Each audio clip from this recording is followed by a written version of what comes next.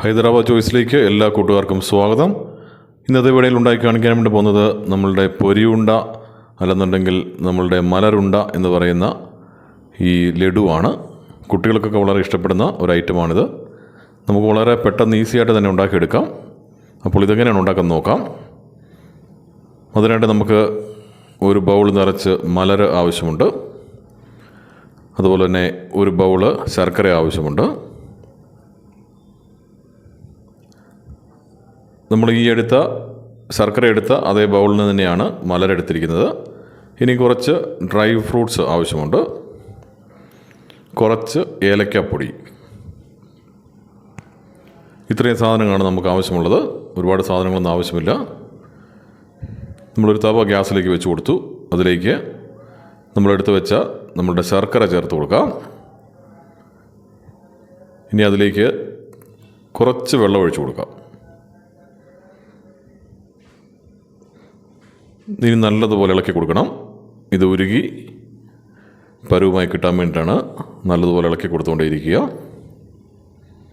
ഇപ്പോൾ ഏകദേശം നല്ലതുപോലെ ഉരുകി വന്നിട്ടുണ്ട്. ഇനി വെള്ളമൊക്കെ പറ്റി കുറച്ചൊന്ന് കുറുകി വരണം. ആ പരുവം വരെ നമ്മൾ ഇളക്കി കൊടുത്തുകൊണ്ടേയിരിക്കുക. ഇപ്പോൾ വെള്ളമൊക്കെ ഒന്ന് പറ്റി കുറുകി വന്നിട്ടുണ്ട്.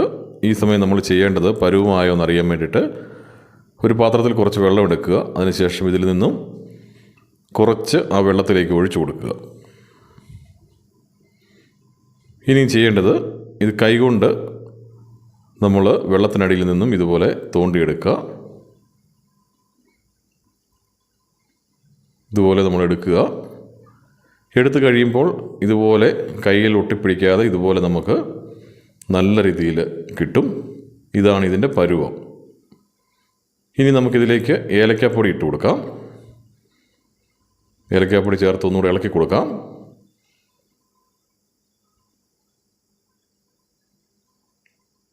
ഇനി ചെയ്യേണ്ടത് ഡ്രൈ ഫ്രൂട്ട്സ് നമുക്ക് ഇട്ട് കൊടുക്കാം. ഡ്രൈ ഫ്രൂട്ട്സ് ചേർത്ത് ഒന്നുകൂടെ നല്ലതുപോലെ ഇളക്കി യോജിപ്പിക്കുന്നു.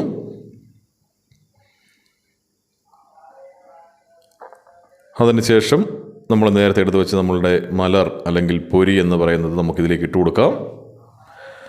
നല്ലതുപോലെ ഇളക്കി കൊടുക്കാം. ആദ്യം നമ്മൾ കുറച്ചിട്ട് കൊടുത്തു. ഒന്ന് ഇളക്കിയതിന് ശേഷം വീണ്ടും ബാക്കിയുള്ളത് ഇട്ട് കൊടുക്കാം.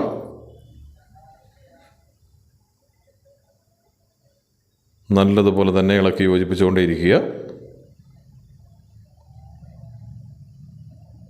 ഇനി ബാക്കിയുള്ള മലർ കൂടെ നമുക്ക് ഇട്ട് കൊടുക്കാം.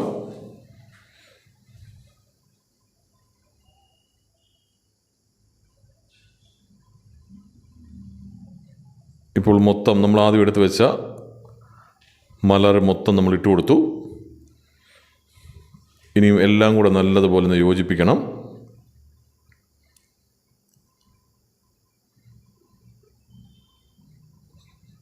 ഇതുപോലെ നല്ലതുപോലെ എല്ലാം കൂടെ ഒന്ന് യോജിപ്പിച്ച് കൊടുക്കുക.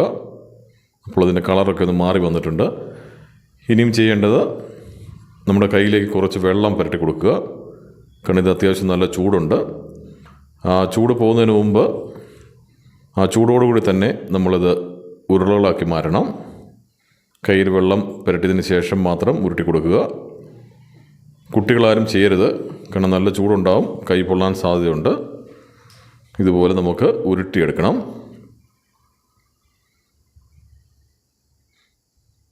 ഇതുപോലെ നമുക്ക് ഓരോന്നും ഉരുട്ടി ഒരു പാത്രത്തിലേക്ക് മാറ്റി വെക്കാം.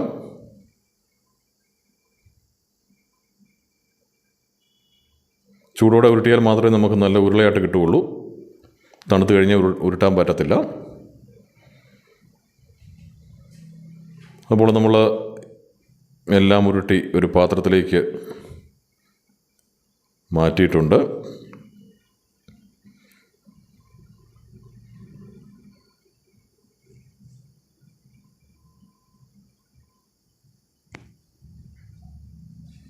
ഇതുപോലെ നമ്മൾ എല്ലാം ചെയ്തെടുത്തു.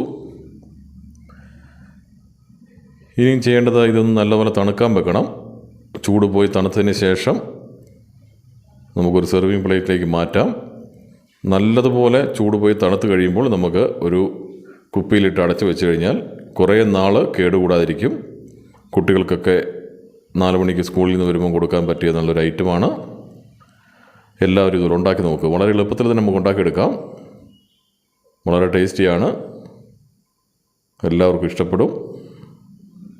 അപ്പോൾ എല്ലാവരും ഇതുപോലെ ഉണ്ടാക്കി നോക്കണം.